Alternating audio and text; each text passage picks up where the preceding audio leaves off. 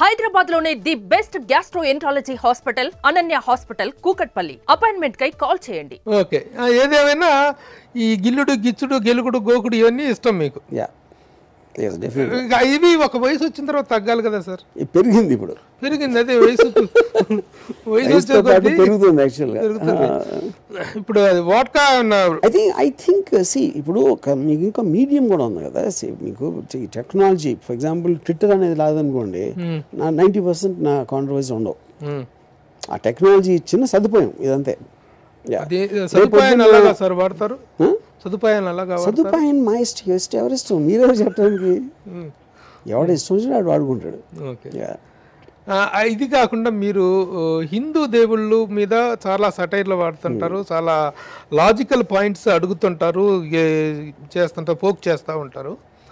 Okay, మీరు raise చేసిన పాయింట్స్ని వేరే అంటారా? ప్రతి మతంలోనూ మౌఢ్యం ఉంది, ప్రతి మతంలోనూ మూర్ఖత్వం ఉంది, ప్రతి మతంలోనూ ఔన్నత్యం ఉంది, అద్భుతం ఉంది. మళ్ళీ అరెస్ట్ చేస్తారు మిమ్మల్ని. ఎవరిని? నన్నారా? ఓకే, ప్రతి మతంలో ఉంది. బెల వాళ్ళే మౌఢ్యము మూర్ఖత్వము అనేటువంటిది ఇది మతంతో అనే మనిషి అనేటువంటి వాడు సృష్టించింది మతం. వాడు అన్నిటిలోనూ ఉంది, అన్నిటిలోనూ ఔన్నత్యాలు ఉన్నాయి, అద్భుతాలు అద్భుతాలు ఉన్నాయి. కానీ మీరు ఒక పర్టికులర్గా హిందూ మతాన్ని మాత్రమే తిడతారు, మిగతా వాటి విషయాల్లో ఎప్పుడు మీరు మాట్లాడరు, ఎలాంటి పాయింట్ అవుట్ చేయరు. అది మిగతా వాళ్ళ పట్ల భయమా, లేకపోతే హిందూ మతం మీద చులకన అనుకోవాలి? అది ఫస్ట్ ఆఫ్ ఆల్ తప్పది. నేను జీసస్ క్రైస్ట్ గురించి I said I don't trust a God who doesn't have muscles అని పెట్టా. Who doesn't have muscles like Hanuman. Hanuman has muscles. So అలాంటివి పెట్టాను, అందరి మీద పెడతాను. మన దగ్గర స్టోరీలో డ్రామా ఎక్కువ ఉంటుంది కాబట్టి, లేకపోతే నాకు ఆ మతం మీద ఎక్కువ అవగాహన లేదు. నేను హిందూ కాబట్టి I know about Hindu gods, I don't know much about other things. అది తెలిసిన దాని మీద ఏదో ఒకటి పెడతాను నేను.